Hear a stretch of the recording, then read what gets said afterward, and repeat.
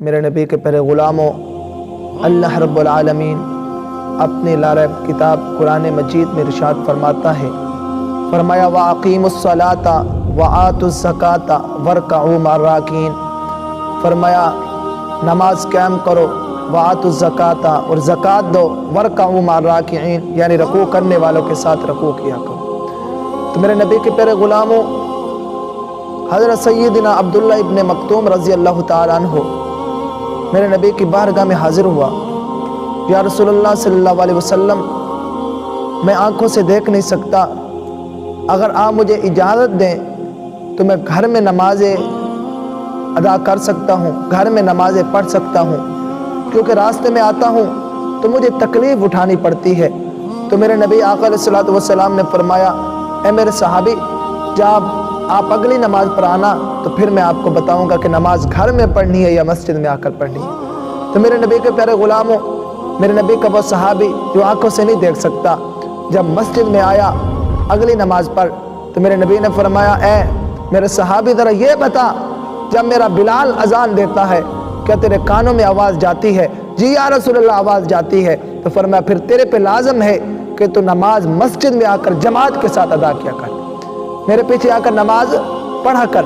میرے نبی نے فرمایا اگر میری امت کے مرد چاہتے ہیں انہیں ثواب زیادہ ملے، قیامت کے روز مقام اعلیٰ ملے، تو فرمایا وہ مسجدوں میں جا کر نمازیں پڑھے، اور فرمایا اگر میری امت کی عورتیں چاہتی ہیں، میری امت کی عورتیں چاہتی ہیں کہ انہیں ثواب مقام اعلیٰ ملے قیامت والے روز، تو فرمایا وہ گھر کی چار دیواری کے جو اندر کمرہ ہے اس کمرے میں چلا بچھا کر اپنے رب کی عبادت کریں، اللہ تعالیٰ انہیں ثواب بھی زیادہ دے گا اور قیامت والے دن مقام بھی اللہ تعالیٰ فرمائے گا۔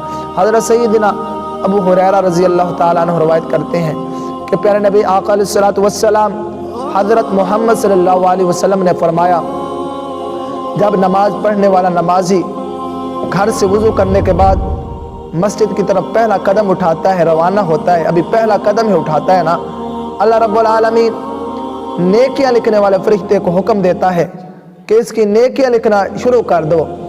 تو وہ نیکیاں لکھنے والا فرشتہ عرض کرتا ہے، مولا یا اللہ یا رب کریم، مولا یہ ابھی اپنی منزل اپنے مقام مسجد تک پہنچا نہیں، پہلے اس کی نیکیاں لکھنا شروع کر دوں؟ میرے نبی کے پیارے غلاموں، اللہ فرماتا ہے ہاں۔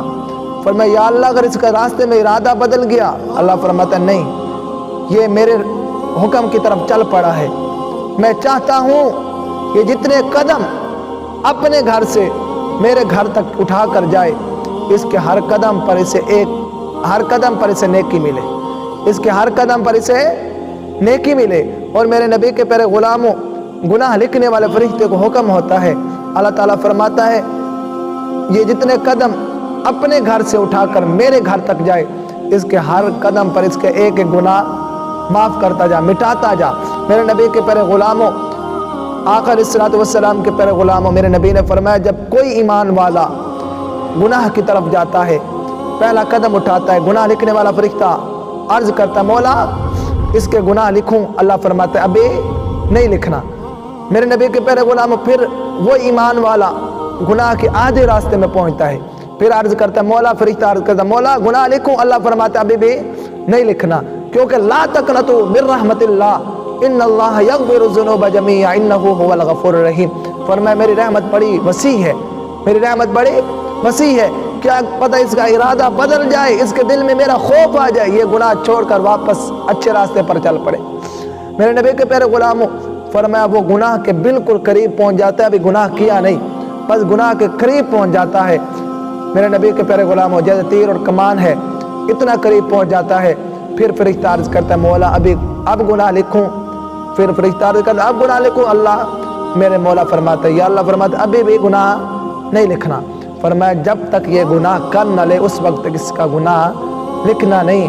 تو میرے نبی کے پیارے غلاموں، گناہ بندہ جب کر لیتا ہے پھر گناہ لکھا جاتا ہے، لیکن نیکی کے لیے ہم پہلا قدم اٹھاتے ہیں، ہماری تمہاری نیکی لکھنا شروع ہو جاتی ہیں۔ ارے ابھی تیرا میرے پہلا قدم اٹھتا ہے، اللہ رب العالمین کے نیکی لکھنے والے فرشتہ تیرے میری نیکی لکھنا شروع کر دیتا ہے۔ تو میرے نبی کے پیارے غلاموں، 5 وقت کی نماز قائم کیا کرو، جماعت کے ساتھ آ کر نمازیں 5 وقت کی ادا کیا کرو۔ اللہ تعالی ہم سب کو اس پر عمل کرنے والا بنائے۔ وما علینا الا البلاغ المبین۔